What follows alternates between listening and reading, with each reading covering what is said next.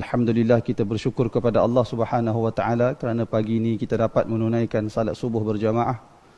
Seterusnya kita dapat duduk seketika di dalam surau ini untuk mendengar sedikit pengajaran daripada ayat Al-Quran dan hadis-hadis Nabi sallallahu alaihi wasallam. Baik, kita tengok sedikit beberapa ayat dari surah Al-Ahzab.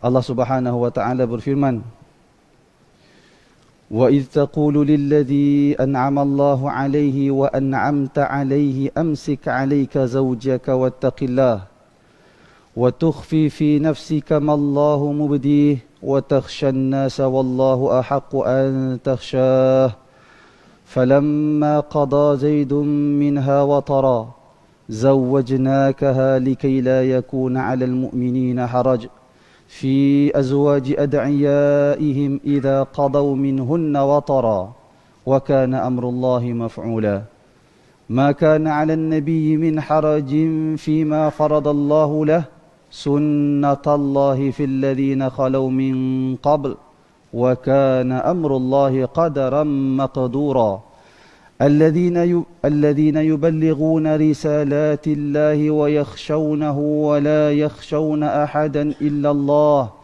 وكفى بالله حسيبا ما كان محمد أبا أحد من رجالكم ولكن رسول الله وخاتم النبيين وكان الله بكل شيء عليما. Tuan-tuan muslimin, dalam ayat ini Allah Subhanahu wa taala berfirman, dan tidaklah patut bagi laki-laki yang mukmin dan tidak pula, ayat 37, dan ingatlah ketika kamu berkata kepada orang yang Allah telah melimpahkan nikmat kepadanya, dan kamu, yakni Muhammad, telah memberikan nikmat kepadanya juga. Tahanlah terus isterimu dan bertakwalah kepada Allah, sedang kamu menyembunyikan di dalam hatimu apa yang Allah akan menyatakannya. Dan kamu takut kepada manusia, sedang Allah lah yang lebih berhak untuk kamu takuti. Maka ketika mana Zaid telah mengakhiri keperluannya terhadap isterinya, yakni menceraikannya, kami kahwinkan kamu dengan dia, supaya tidak ada keberatan bagi orang-orang mukmin untuk mengahwini isteri-isteri anak-anak angkat mereka, apabila anak-anak angkat itu telah menyelesaikan keperluannya daripada isterinya, dan adalah ketetapan Allah itu pasti terjadi. Tuan-tuan muslimin yang dikasihi sekalian, Nabi SAW, ataupun kita boleh kata jumlah sahabat Nabi SAW lebih kurang sekitar 100,000 lebih, 120, 140 begitu. Jumlah kesemua sahabat Nabi SAW, iaitulah mereka yang sempat berjumpa dengan Nabi, melihat Nabi SAW, beriman dengan baginda. Sejumlah lebih kurang 120,000 orang. Jumlah itu berdasarkan jumlah para sahabat yang menyertai Rasulullah SAW di dalam peristiwa Hajjatul Wada', haji yang dilakukan oleh Rasulullah. Ada lebih kurang dalam 100,000 orang lebih para sahabat yang menyertai haji wada'. Dalam jumlah sahabat yang sebanyak 100,000 lebih itu, tidak ada seorang pun di kalangan mereka yang disebut namanya secara jelas dalam Al-Quran, melainkan Allah Subhanahu wa taala sebut secara umum, iaitulah as-sabiquna al-awwaluna minal muhajirin wal ansar walladzina ittaba'uuhum bi ihsanin radhiyallahu anhum wa radu an. Orang-orang muhajirin dan ansar, orang-orang yang awal dari kalangan umat Islam, terdiri daripada orang muhajirin dan ansar. Allah Ta'ala sebut sifat secara umum. Semua orang muhajirin, iaitulah orang yang berhijrah dari Mekah ke Madinah, mereka itu tergolong dalam sahabat. Wal ansar, dan orang-orang yang membantu Rasulullah, iaitulah berasal daripada penduduk Madinah yang membantu dakwah Rasulullah, mereka itu sahabat Rasulullah. Al-Quran sebut secara umum, tak sebut nama walaupun seorang, sama ada lelaki maupun perempuan. Akan tetapi tuan-tuan sekalian, seorang sahaja Allah Ta'ala sebut namanya secara jelas dalam Al-Quran, iaitulah Zaid. Ketika Allah Ta'ala berfirman, falamma qada Zaidun minha watara, ketika Zaid melaksanakan niat dia terhadap isteri dia, iaitulah Zaid berniat nak menceraikan isteri dia, lalu Zaid menceraikan isteri dia. Kenapa nama Zaid disebut dengan jelas dalam Al-Quran sedangkan sahabat lain tidak disebut namanya oleh seorang pun oleh Allah Subhanahu Wa Taala dalam Al-Quran? Tuan-tuan, kisah Zaid ada kisah yang panjang. Zaid yang dimaksudkan di sini iaitulah Zaid bin Harithah radhiyallahu anhu. Dia bukan asal orang Mekah, dia bukan asal orang Madinah.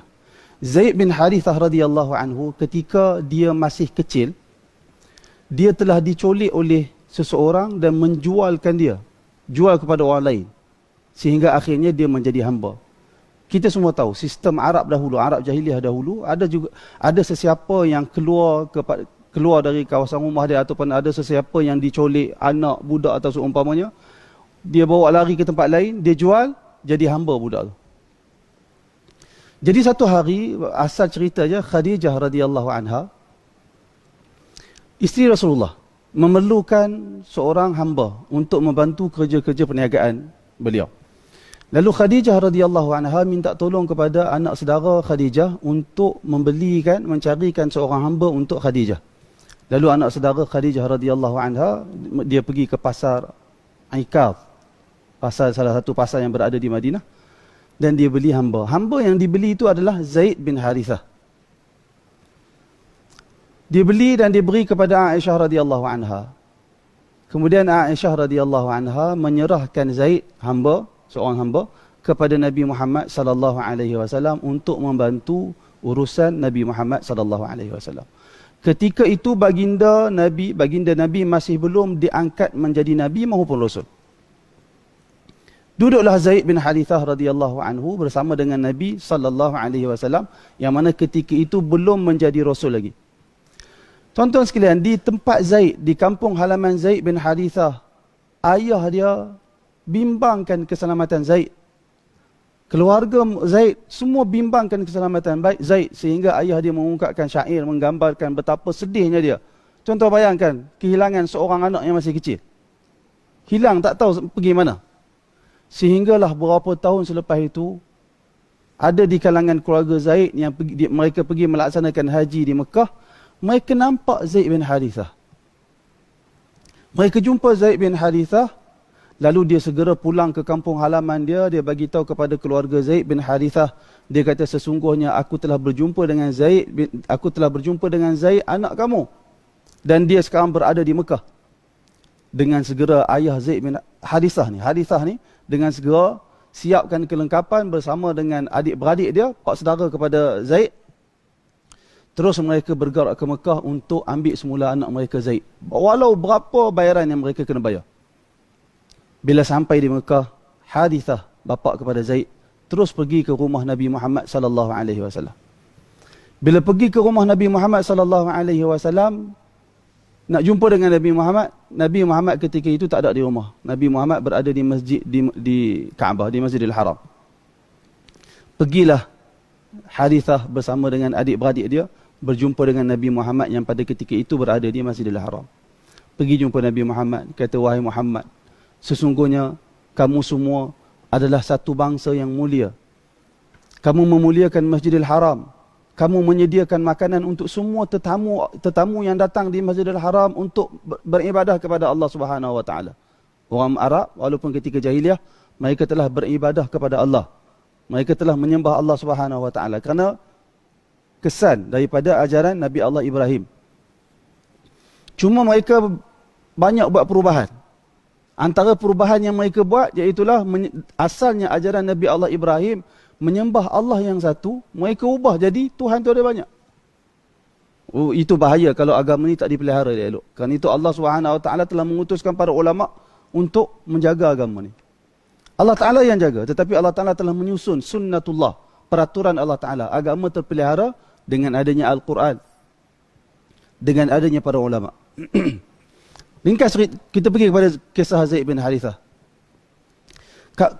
Harithah kata kepada Nabi Muhammad, kamu satu kaum yang mulia, memuliakan tetamu Allah, kamu memberi makan kepada orang yang susah dan seumpamanya. Sehingga Nabi SAW rasa macam Rasulullah terpinga-pinga. Apa maksud dia ni? Apa yang dia nak? Lalu Rasulullah kata kepada Harithah, apa yang kamu kendaki daripada aku? Aku tak ada buat apa-apa pun dengan kamu. Kata Harithah, bapa kepada Zaid, aku maksudkan Zaid, dia kata. Aku maksudkan perkataan ini kepada Zaid. Rasulullah kata, kenapa dengan Zaid? Kata Harithah, sesungguhnya Zaid itu anak aku. Aku ini bapa dia dan ni semua bapa saudara kepada Zaid. Kami datang dari sekian-sekian tempat, kami kehilangan Zaid, telah dicolik oleh kabilah tertentu, lalu mereka jual di pasar di tempat kami. Sehinggalah Zaid dibeli di Mekah dan duduk bersama dengan kamu. Kata Nabi SAW, kalau benar apa yang kamu sebut, jom kita jumpa Zaid bin Harithah. Jumpalah Nabi bersama dengan Harithah dan bapa saudara Zaid, berjumpa dengan Zaid bin Harithah. Lalu Nabi kata kepada Zaid, wahai Zaid, kamu kenal mereka ini? Zaid kata, ya aku kenal. Barangkali Zaid pun orang dah cerita dah dekat dia, barangkali, wallahualam.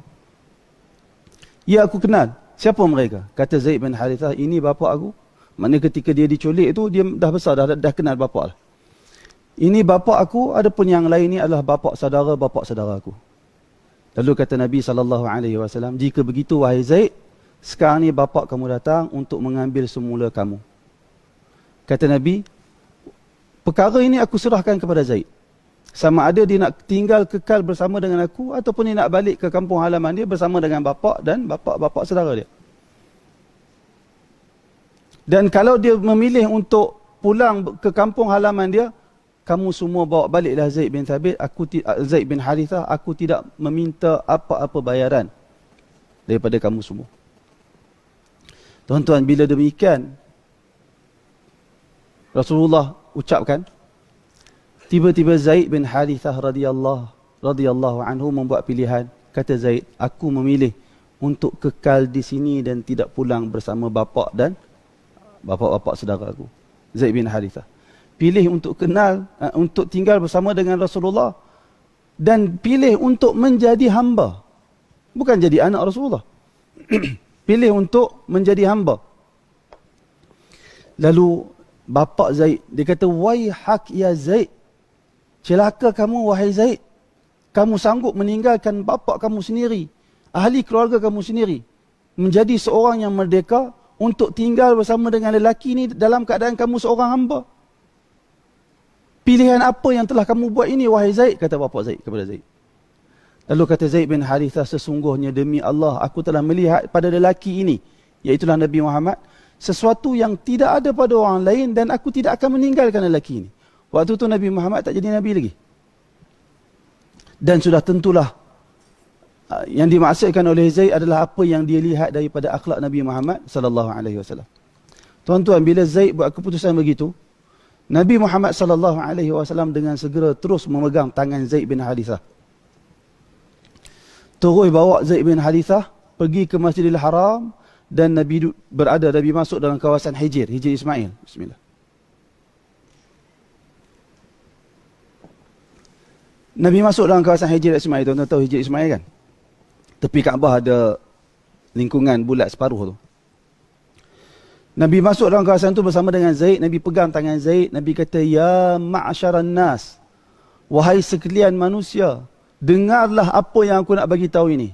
Sesungguhnya lelaki ini adalah anak aku. Dia adalah Zaid bin Muhammad. Nabi terus tukar bin dia. Wahai sekalian manusia, sesungguhnya lelaki ini adalah anak aku sekarang ini. Nama dia adalah Zaid bin Muhammad. Ana arithuhu wa huwa yarithuni. Aku mewarisi harta dia kalau dia meninggal dunia, dan dia juga akan mewarisi harta aku jika aku meninggal dunia. Bapa Zaid bin Harithah tadi ni, bapa kepada Zaid, bila dia dengar begitu bersungguh dan begitu sayangnya Nabi Muhammad terhadap anak dia Zaid, dia pun reda, dia pun setuju. InsyaAllah anak dia duduk bersama dengan Muhammad bin Abdullah tidak akan disia-siakan. Hiduplah Zaid bin Harithah menjadi anak Nabi Muhammad SAW. Selepas peristiwa tu, semua orang panggil Zaid bin Harithah, Zaid bin Muhammad, Zaid bin Muhammad, Zaid bin Muhammad. Cuba tuan-tuan bayang bagaimana perasaan Zaid ketika itu. Dan Rasulullah begitu sayang kepada Zaid bin Harithah, dan akhirnya Rasulullah SAW memerdekakan Zaid. Dah jadi anak hamba apa pula? Memerdekakan Zaid menjadi orang yang merdeka. Tak lama selepas itu, tuan-tuan sekalian, berlakulah peristiwa hijrah. Berhijrahlah Nabi bersama dengan Abu Bakar seperti yang kita tahu, dan Zaid bin Harithah juga berhijrah ke Madinah mengikut Nabi Muhammad sallallahu alaihi wasallam. Di Madinah, tuan-tuan sekalian, Nabi sallallahu alaihi wasallam telah mengahwinkan Zaid bin Harithah ataupun Zaid bin Muhammad lah pada ketika itu dengan Zainab bintu Jahshin. Siapa dia Zainab bintu Jahshin? Iaitulah seorang wanita, anak mak dia bernama Umaymah bintu Abdul Muttalib. Nabi Muhammad bin Abdullah bin Abdul Muttalib. Maknanya Zainab ni siapa dengan Nabi Muhammad? Zainab ni siapa dengan Nabi Muhammad? Sepupu lah kan? Mak dia Umaymah, adik-beradik dengan bapa Rasulullah. Abdullah bin Abdul Muttalib, mak Zainab Umaymah binti Abdul Muttalib. Jadi Zainab sepupu Rasulullah. Sayangnya Rasulullah dengan Zaid ni, Rasulullah kahwinkan Zaid dengan Zainab binti bapa dia lah, Zainab binti Jahshin. Tuan-tuan semua tahu, Rasulullah keturunan Quraisy. Quraisy ni bangsa Arab yang mulia, bangsawan. Jadi Zainab dari keturunan bangsawan. Rasulullah kahwinkan Zainab dengan Zaid bin Harithah, seorang hamba yang dimerdekakan oleh Rasulullah sallallahu alaihi wasallam. Kata Zaid bin Harithah radhiyallahu anhu ketika dia menceritakan kisah dia dengan isteri dia, aku bersama dengan Zainab lebih kurang dalam setahun atau lebih sikit. Aku bersama dengan Zainab lebih kurang setahun atau lebih sedikit. Lalu mula timbul masalah dalam hubungan rumah tangga kami. Zainab dia rasa macam dia tak boleh duduk dengan Zaid bin Harithah kerana seorang hamba. Dia seorang wanita dari keluarga bangsawan. Timbul masalah menyebabkan Zaid bin Harithah selalu mengadu kepada Aisyah, kepada Rasulullah, masalah yang dihadapi dalam rumah tangga dengan isteri dia Zainab. Akan tetapi bila setiap kali Zaid bin Harithah mengadu kepada Rasulullah masalah rumah tangga mereka, Nabi SAW selalu sebut kepada Zaid bin Harithah, Nabi kata, amsik, Nabi kata, ittaqillah, bertakwalah kepada Allah wahai Zaid, amsik alaika zawjak wattaqillah. Kekallah bersama dengan isteri kamu Zainab dan janganlah kamu ceraikan dia, dan bertakwalah kamu kepada Allah Subhanahu wa taala, jangan ceraikan isteri kamu itu, kata Rasulullah kepada Zaid. Lalu Allah Taala sebut apa? Wa tukhfi fi nafsika mallahu mubdi. Sedangkan wahai Muhammad, kamu menyembunyikan sesuatu yang Allah Taala hendak menzahirkan perkara itu. Nabi Muhammad pada ketika itu telah pun diberitahu oleh Allah Subhanahu wa taala melalui Jibril, yang mana kamu wahai Muhammad satu hari nanti akan berkahwin dengan Zainab binti Jahshin, isteri kepada anak angkat Rasulullah. Anak angkat dalam arti kata Nabi buat dia jadi anak. Bukan anak angkat kita pada hari ini. Anak angkat kita, orang Melayu ambil anak angkat tak tukar bin dulu, ya kan? Tapi sekarang tak tukar bin. Nabi Muhammad tukar jadi bin. Dan masyarakat kita dahulu kalau ambil anak angkat dia tukar bin pun dia sembunyi kepada orang ramai. Tapi Arab dia tak begitu. Kalau seorang dia ambil seorang budak, dia jadikan anak angkat, dia istihar. Dan semua orang beranggapan budak tu anak kepada orang bapa angkat tu. Jadi Allah telah memberitahu kepada Nabi yang mana Nabi akan berkahwin dengan Zainab, sepupu baginda, dan isteri kepada anak baginda, anak angkat baginda. Tapi Rasulullah berat nak bagi tahu kepada Zaid, disebabkan Rasulullah bimbang orang ramai akan berkata Muhammad itu berkahwin dengan menantu dia sendiri, yang telah dikahwini oleh anak dia sendiri Zaid. Nabi tak sanggup nak terima tomahan tersebut. Kerana orang Arab beranggapan anak angkat itu seperti anak sendiri dan isteri anak angkat seperti menantu. Nabi tak gamak. Lalu Allah Subhanahu wa taala sebut, wa tukhfi fi nafsik mallahu yubdi. Kamu sembunyikan perkara itu dalam diri kamu, sedangkan Allah apa-apa yang Allah Taala hendak menzahirkannya. Allah Taala sebut, wa takhshan nas. Kamu takutkan kepada orang ramai wahai Muhammad. Wallahu ahaqqu an takhsha. Sesungguhnya Allah lah yang lebih berhak kamu takuti. Kata para ulama tafsir, ayat ni manfaat dia begitu besar. Antara manfaat yang paling besar sekali, iaitulah bukti menunjukkan Nabi SAW, jika ada sesuatu perkara dari ajaran agama yang Nabi nak sembunyikan daripada orang ramai, pasti Allah Ta'ala akan menzahirkan perkara itu. Kalau dalam bab perkahwinan pun Allah Ta'ala zahirkan, apakah mungkin jika Nabi menyembunyikan sesuatu dari ajaran agama, Allah Ta'ala akan menzahirkan perkara itu? Mustahil. Mesti Allah Ta'ala akan bagi tahu di dalam Al-Quran. Lalu Allah Ta'ala tegur Nabi Muhammad SAW. Tuan-tuan, tak lama selepas itu, Zaid bin Harithah radhiyallahu anhu, bila dia tak dapat pikul dah masalah rumah tangga dia, lalu dia menceraikan Zainab bintu Jahshin. Dia bagi tahu kepada Rasulullah, dia telah menceraikan Zainab. Tuan-tuan, Rasulullah tak boleh nak bagi tahu kepada Zaid. Yang mana Zainab tu baginda akan kahwin. Tetapi bila habis tempoh iddah Zainab diceraikan oleh suami dia Zaid. Lalu bila habis tempoh iddah, Nabi panggil Zaid. Nabi kena bagi tahu juga kepada Zaid. Nabi buat macam mana? Nabi kata kepada Zaid, wahai Zaid, pergi jumpa Zainab bintu Jahshin, wadhkurni ilaik, lebih kurang begitulah Arab dia. Sebut tentang aku kepada dia. Apa maksud? Orang Arab bila sebut wadhkurni ilaik, sebut tentang aku kepada dia, maksudnya pergi meminang dia. Nabi telah memerintahkan Zaid bin Harithah untuk meminang bekas isteri dia sendiri untuk Nabi Muhammad SAW. Berat ke ringan nak buat perkara tu? Berat, satu perkara yang berat. Tapi kata para ulama, kerana Nabi yakin dengan keimanan Zaid bin Harithah, dia akan buat apa saja untuk Nabi Muhammad SAW. Kerana Zaid tahu perkara yang diperintahkan oleh Nabi Muhammad tidak lain melainkan perintah dari Allah Subhanahu Wa Taala. Pergilah Zaid meminang, pergilah Zaid ke rumah Zainab bintu Jahshin. Dia minta izin untuk masuk, lalu dia masuk ke dalam rumah Zainab. Dia kata kepada Zainab, dalam riwayat, antaranya dalam riwayat Muslim, Zaid bin Harithah bagi tahu, ketika aku melihat Zainab, aku rasa bertambah rasa hormat aku kepada dia. Dan aku menjadi yakin Zainab ini seorang perempuan yang betul-betul salihah. Betul-betul seorang wanita yang betul-betul baik. Yang mana aku dahulu ketika aku menjadi suami dia, aku rasa bukan begitu. Aku rasa Zainab ni tak apa nak baik. Lebih kurang begitulah. Tetapi sekarang ni ternyata Zainab ini seorang wanita yang baik. Kerana itulah Allah Ta'ala telah memilih dia untuk berkahwin dengan Nabi Muhammad SAW. Dan Zainab akan jadi salah seorang daripada ibu kepada orang-orang yang beriman.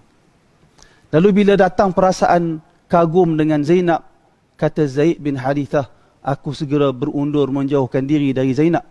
Dan aku memalingkan wajah aku dari melihat Zainab, kerana pada ketika itu belum turun ayat Al-Quran memerintahkan orang perempuan pakai tudung. Tak ada hijab lagi pada ketika itu. Lalu dia rasa hormat kepada Zainab, dia bergerak ke belakang, dia pusingkan badan dia, dia menghadapkan belakang dia kepada Zainab bintu Jahshin. Dalam hadis Muslim sebut ketika itu Zainab sedang menguli tepung ataupun sedang tukhammir. Tukhammir ni perbuatan melakukan khamir pada tepung yang diuli. Saya pun tak tahulah, kita bukan tukar masak kan. Khamir ni kalau kita tengok syarah-syarah hadis, iaitu dia letakkan sesuatu untuk tujuan bagi tepung tu dia boleh mengembung bila nak buat roti ni. Dia apa dia, saya pun tak tahu. Yeast ke apa, wallahu alam, lebih kurang begitu kot. Jadi Zainab sedang uli tepung dan dia sedang buat takhmir. Dia sedang meletak khamir pada tepung yang diuli untuk dibuat roti. Lalu Zaid kata, ya, wahai Zainab, sesungguhnya aku datang ini untuk meminang kamu bagi Rasulullah sallallahu alaihi wasallam.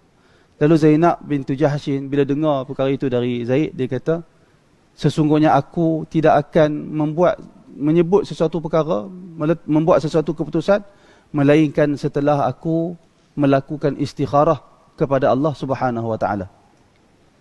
Kata para ulama, hadis ini menunjukkan boleh buat istikharah terhadap perkara sama ada kita jelas pada kita perkara tu akan jadi baik ataupun sebaliknya. Tetap kita jelas boleh buat istikharah.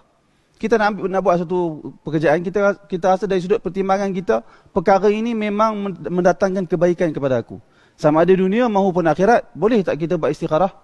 Boleh buat istikharah. Jangan tunggu 50-50. Jangan tunggu 50-50. Nak buat apa sahaja, buat istikharah. Hatta Nabi Muhammad SAW telah melakukan istikharah hanya dalam urusan kasut saja.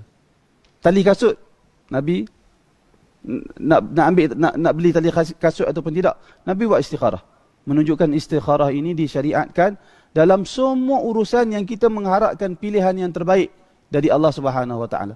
Lalu Zainab bintu Jahshin, dia masuk dalam hadis sebut zahabat ilal masjid, dia pergi ke masjid. Tapi yang dimaksudkan masjid di sini adalah tempat solat yang dia buat di rumah dia. Kerana itu termasuk dia dalam sunnah seperti yang dinyatakan oleh sebahagian ulama, iaitulah kita mewujudkan tempat salat kita di rumah. Tempat itu kita menunaikan salat sunat, isteri kita tunaikan salat di situ, anak kita tunaikan salat di situ diletak Al-Quran. Maknanya ada tempat beribadat di dalam rumah kita.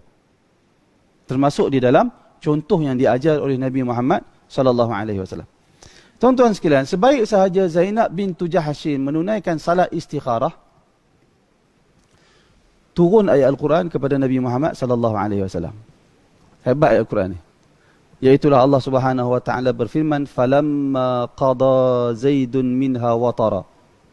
Ketika mana Zaid telah melaksanakan niat dia terhadap isteri dia Zainab, iaitulah untuk menceraikan dia, Allah Taala sebut zawwajnakaha.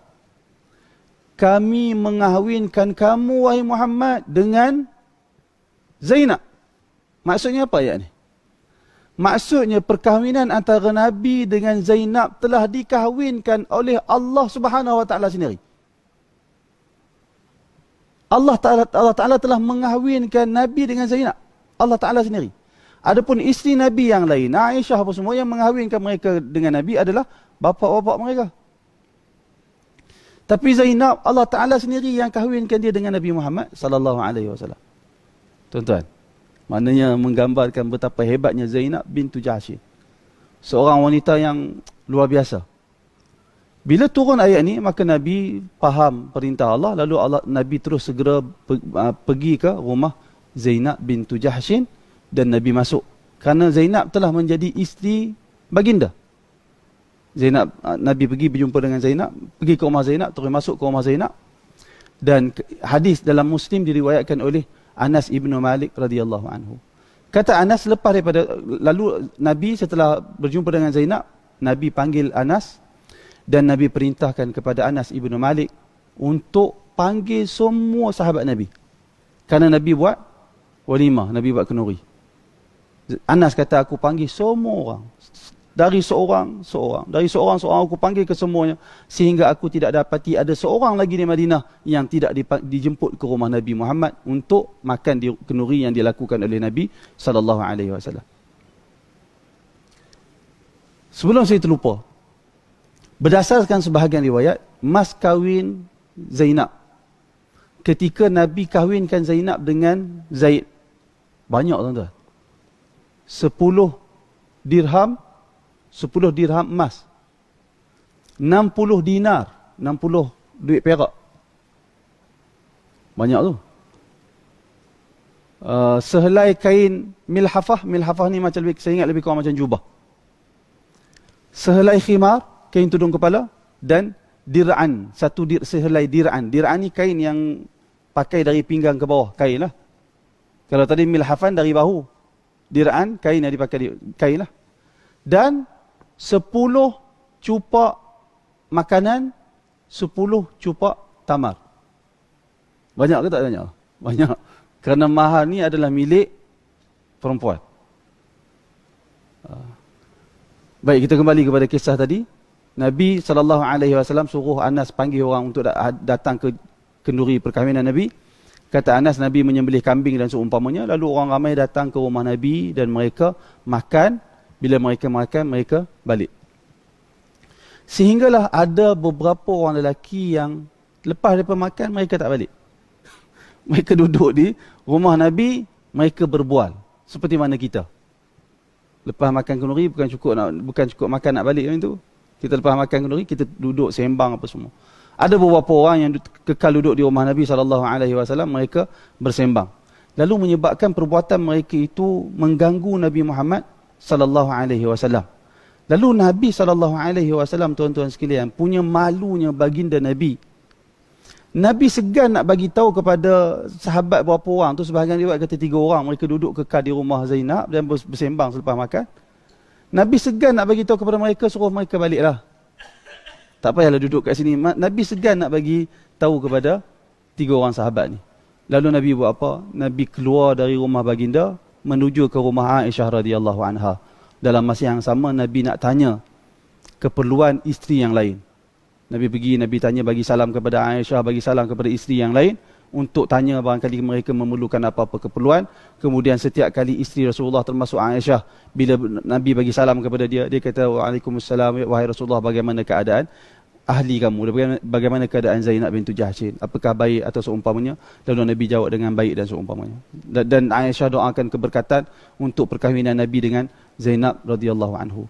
Kemudian tuan-tuan, tak lama selepas itu turun ayat Al-Quran menegur sifat orang-orang yang beriman yang kekal duduk lama di rumah Nabi, iaitulah berdasarkan surah Al-Ahzab ayat 53, Allah Ta'ala berfirman, Ya ayyuhalladzina amanu la tadkhulu buyutan nabiyyi illa an yu'dhana lakum ila ta'amin ghaira nadhirina inah walakin idha du'itum fadkhulu fa idha ta'imtum fantashiru wala musnisina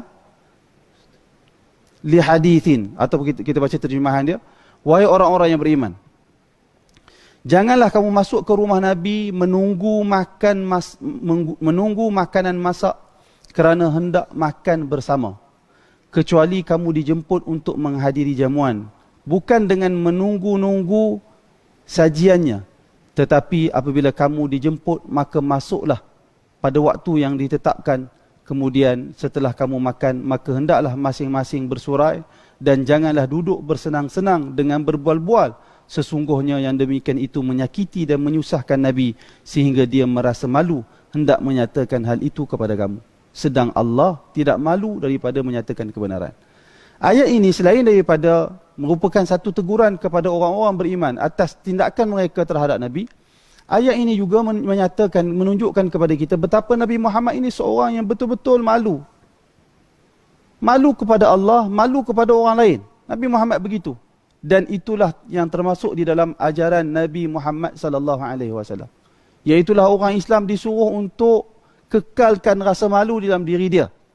Dan kata Nabi SAW, sesungguhnya tidak ada perasaan malu melainkan akan bersama dengannya kebaikan. Saya teringat satu cerita tentang malu ni. Bila kita sebut tentang malu, saya teringat satu cerita yang berlaku kepada Imam Ahmad ibn Hanbal rahimahullah. Di mana di zaman Imam Ahmad, di tempat Imam Ahmad, ada seorang lelaki yang dia ni kuat, dia sering melakukan maksiat kepada Allah. Sehingga menyebabkan Imam Ahmad tak suka kepada lelaki ni. Satu hari tuan-tuan, dalam kuliah Imam Ahmad ibn Hanbal, lelaki ni turut serta hadir dalam kuliah Imam Ahmad. Kemudian lelaki ni dia apa? Lepas kuliah dia bagi salam kepada Imam Ahmad dan dia tegur Imam Ahmad. Tapi Imam Ahmad jawab lebih kurang je. Kerana lelaki itu terkenal dengan ahli maksiat. Imam Ahmad jawab lebih kurang dan berpaling daripada lelaki tersebut. Kata lelaki itu, wahai Abu Abdillah, Imam Ahmad. Gelaran dia Abu Abdillah. Wahai Abu Abdillah, kenapa kamu buat begitu kepada aku? Apakah kamu tidak menerima aku setelah aku sebelum ini bermimpi sesuatu di dalam mimpi aku? Kata lelaki tadi. Lalu Imam Ahmad rahimahullah kata, apa yang kamu nampak di dalam mimpi kamu? Kata lelaki ini, sesungguhnya aku bermimpi satu malam melihat berjumpa dengan Nabi Muhammad sallallahu alaihi wasallam. Dan ketika itu baginda berada di bahagian yang agak tinggi. Di tanah yang kawasan dia agak tinggi. Di sekeliling baginda ada ramai dari kalangan manusia.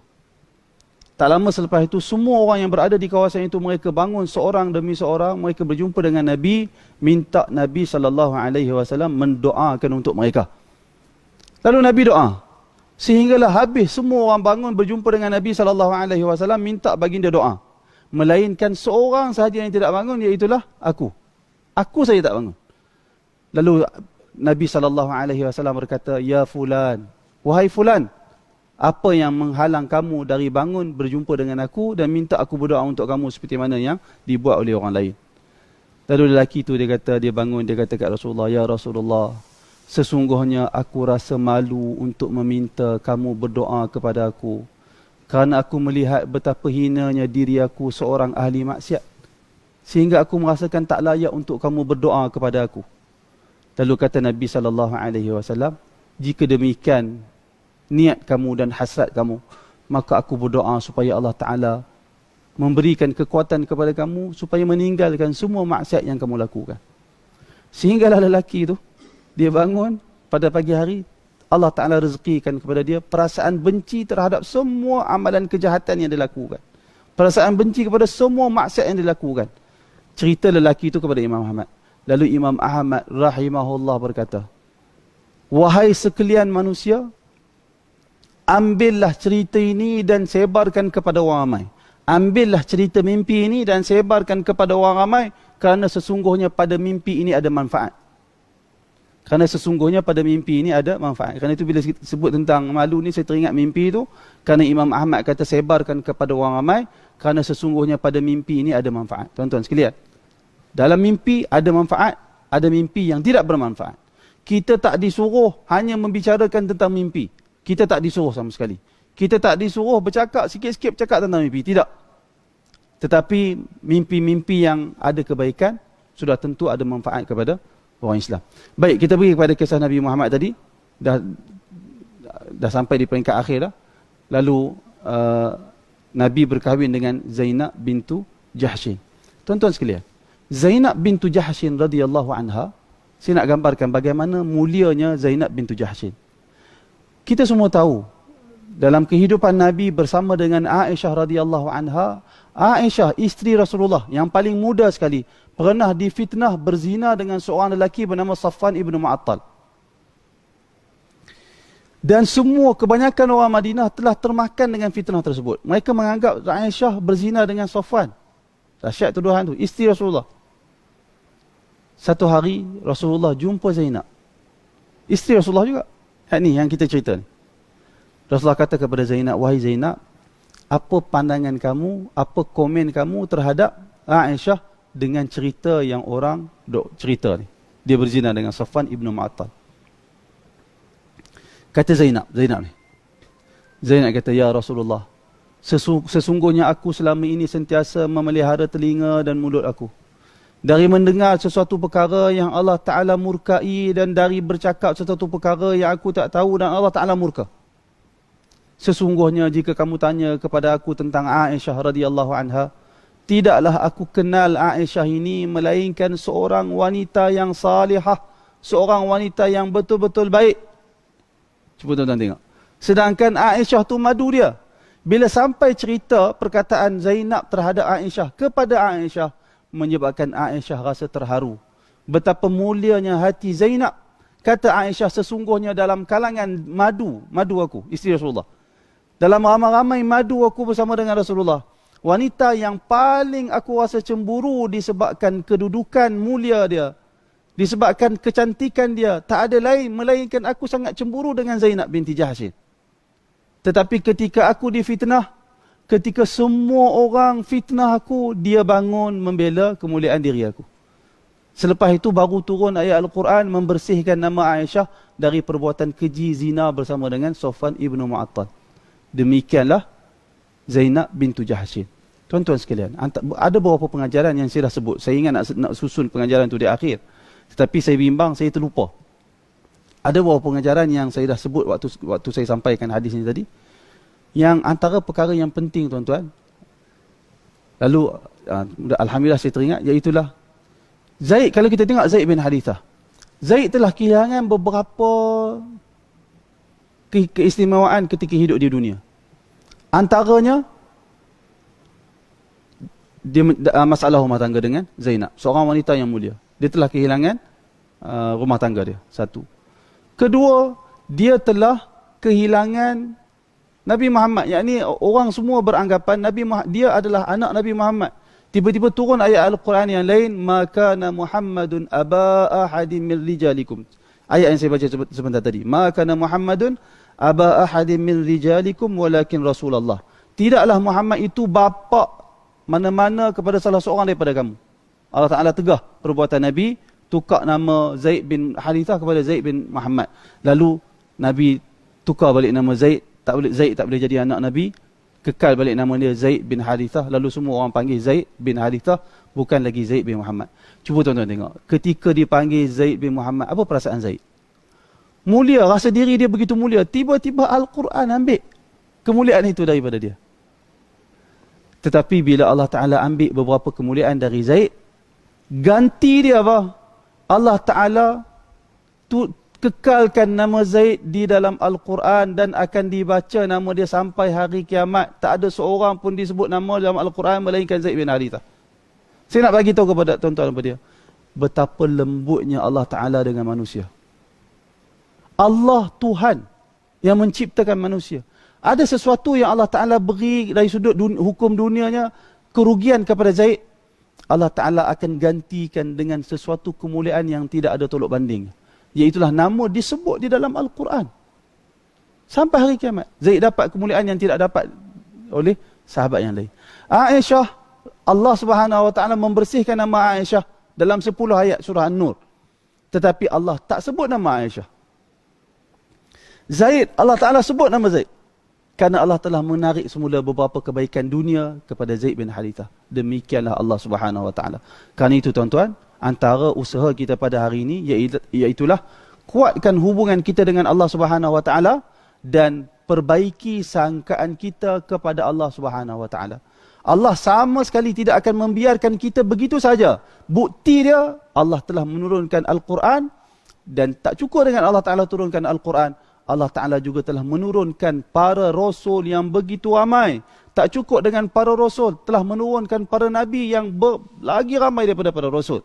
Semua itu bukti menunjukkan Allah benar-benar sayang kepada manusia, dan Allah sama sekali tidak akan mensia-siakan sesiapa pun dari kalangan hamba dia. Demikian juga perkara yang penting dalam kuliah ini, iaitulah bagaimana pentingnya al-istikharah. Pada hari ini kita kena belajar bagaimana menunaikan salat istikharah, menghafaz doa istikharah untuk kita laksanakan dalam kita menghadapi setiap pilihan di dalam hidup ini, supaya Allah Subhanahu Wa Ta'ala pilih pilihan yang terbaik untuk kita. Tuan-tuan muslimin yang dikasihi sekalian, saya ingat sekadar itu sahaja kuliah subuh pada pagi ini. Mudah-mudahan ada manfaat untuk kita semua. Jika ada sedikit lagi masa, barangkali kalau tuan-tuan ada kemusykilan, boleh kemukakan kemusykilan. Ada apa-apa nak tanya?